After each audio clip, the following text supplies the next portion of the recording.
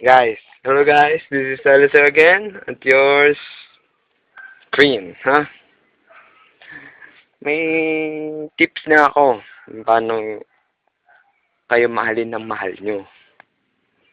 Guys, um, ang pagmamahal. Ang pagmamahal ay bibigyan nyo ng konting lambing. Lambing lang, para alam nyo naman, di ba? Lalambingin nyo lang siya. Para mag-asawa yan. Minsan naglalambingan, nakikita natin. Kinikilig tayo. Aminin mo. Di ba? Ito guys, may example ako ng lambing. Ito lang. Mahal kita. O, di ba? May lambing yun. Ito pa. I love you, baby ko. Oh, may lambing yun. Ganun lang guys. Simpleng-simple. Di ba? Oh, nakakuha na naman yung tips sa akin.